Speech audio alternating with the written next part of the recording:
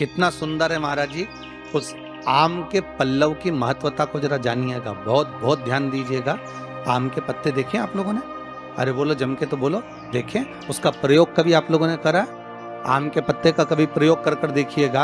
अभी तो नवरात्रि चल रही है, नवरात्रे में जब 5वां दिन नवरात्रे का रहे और मान लो कि आपके घर में किसी बच्चे की, लड़के की या लड़की का या मंगल विवाह नहीं हो रहा हो या शादी नहीं हो रही हो, या उस लड़के लड़की के लिए बहुत प्रयास कर लिया आपने और उसकी शादी हो ही नहीं रही, अथक प्रयास आपने कर लिया और उसका मंगल विवाह नहीं हो रहा, तो ये देवी भागवत में स्पष्ट कहा गया, देवी भागवत में वर्णन किया गया,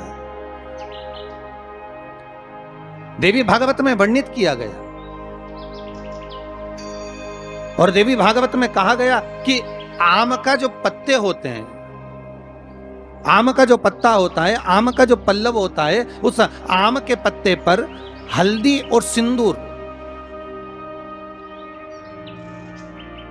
इन दोनों से स्वस्तिक का निर्माण किया जाए। देवी भागवत का संवाद है, बहुत ध्यान देना हमारे। जिन कन्याओं का विवाह ना हो पंचमी के दिन, नवरात्रे की कोई सी भी पंचमी, मतलब जो पंचमी तिथि पड़ेगी, कोई भी नवरात्रा हो, चाहे वो 4 नवरात्रे में से, चाहे वो पौष का हो, अश्विन का हो, चैत्र का हो, आषाढ़ का हो, किसी भी नवरात्रे में आप कर सकते हैं। एक पान के पत्ते पर, एक ही पत्ते पर जो 2 स्वस्तिक बनेंगे, एक हल्दी का बनेगा, एक सिंदूर का बनेगा।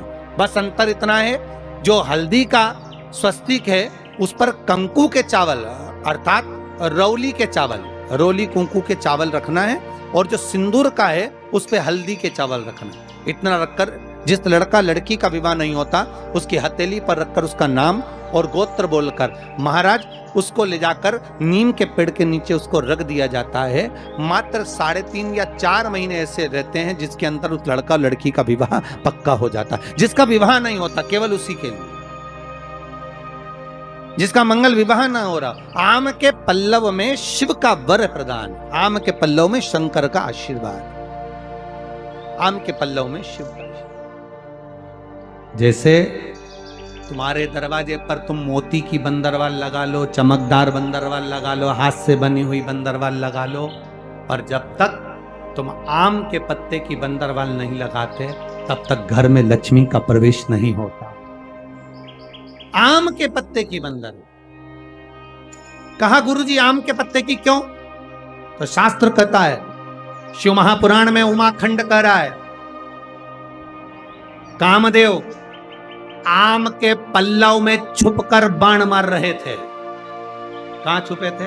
आम के पल्लव में, आम के पत्तों में छुपकर कामदेव बाण चला रहे। भगवान शंकर का जब तीसरा नेत्र खुला, कामदेव आम के वृक्ष पर भस्म हो गए, आम का वृक्ष जलने लगा, आम के पत्तों में अग्नि प्रकट होने लगी। तब वरुण देव आए और वरुण देव ने आकर हाथ जोड़कर निवेदन करा, बाबा बाबा। भोलेनाथ जी बोले क्या बात है वरुण? वरुण जी कहते हैं इस आम के वृक्ष ने तो कुछ नहीं बिगाड़ा, फिर ये क्यों जल? कृपा करिए, दया करिए। शंकर भगवान ने वर प्रदान कर दिया, तूने मेरी दृष्टि का तेज ग्रहण करा है, मैं तुझे वर देता हूं। जिसके दरवाजे पर आम के पल्लव की बंदरवाल बंधती है उसके घर में मेरी दृष्टि सदा पड़ी रहती है, वहां रोग व्याधि दुख नहीं आता। अब तो आम के पत्ते गायब हो गए और आम के पत्ते की जगह प्लास्टिक के आम के पत्ते बनकर आ,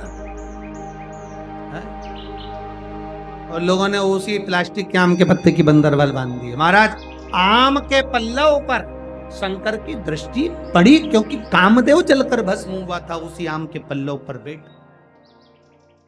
नवरात्रि के पंचमी तिथि को आम के पत्तों का यह उपाय करें। अगर यह वीडियो आपको पसंद आया होगा तो वीडियो को लाइक करिएगा, शेयर करिएगा। चैनल में नए होंगे तो चैनल को सब्सक्राइब करिएगा।